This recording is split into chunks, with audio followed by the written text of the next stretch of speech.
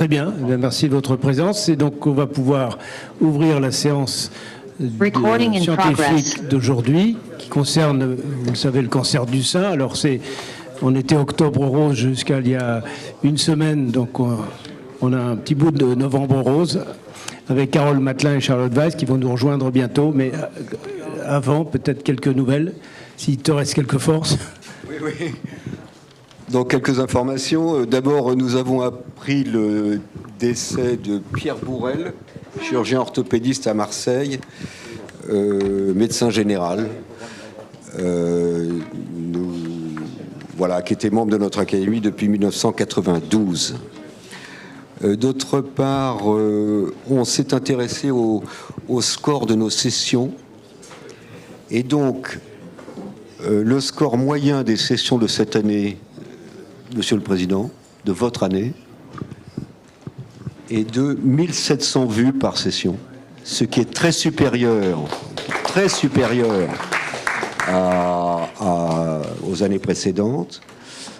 Alors, le score moyen, ça ne veut pas forcément dire grand-chose parce que certaines sessions, le score maximal a été de 5700 vues. Il s'agit de la session sur le diastasis. Et donc, il serait plus exact de parler du score médian.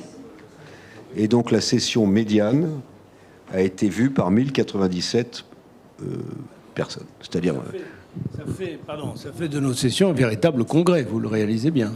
Plus de 1000 personnes qui assistent.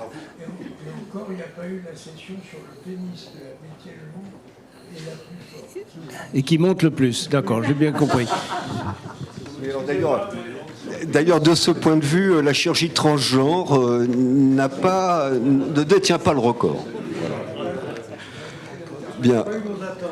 Voilà, donc on peut passer au compte-rendu de la session.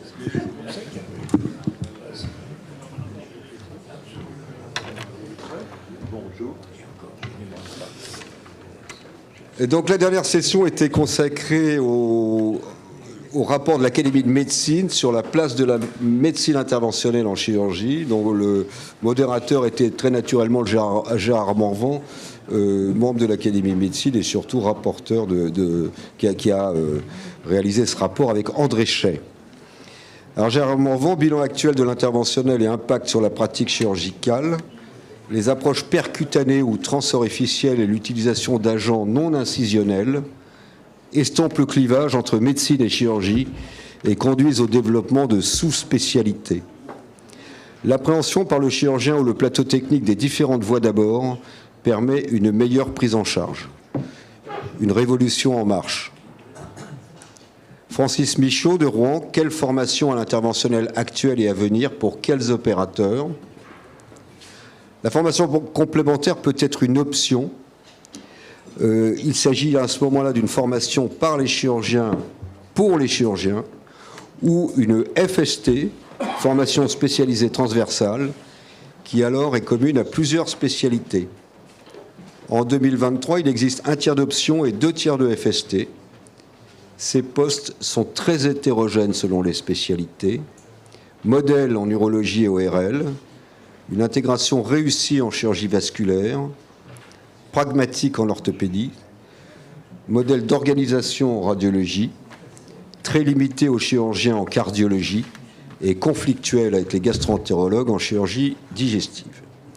Il s'agit en fait d'allier connaissances et compétences.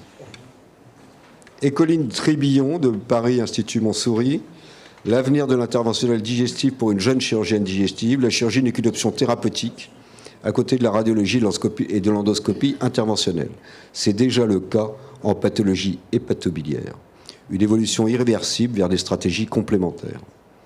Hubert de Salle de Nantes, la neuroradiologie interventionnelle relève le défi de l'urgence sans aucun délai, l'AVC.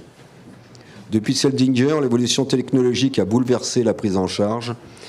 Depuis la validation en 2002, le développement du traitement intravasculaire de l'anévrisme intracrânien est exponentiel, passé de 2500 à 130 000 patients par an avec le traitement de l'AVC par thrombectomie mécanique.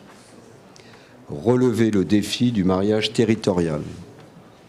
Enfin, Christian Espagnaud, au Conseil de la nomenclature, nouvelles techniques, nouvelles pratiques, Impact sur la refonte de la nomenclature. Les voies d'abord, les guidages, l'outil robotique doivent être différenciés. L'apport numérique, l'aide à l'intervention pré- ou péropératoire, les actes associés et la durée globale de prise en charge sont à prendre en compte. Un processus dynamique et pérenne. Je vous remercie.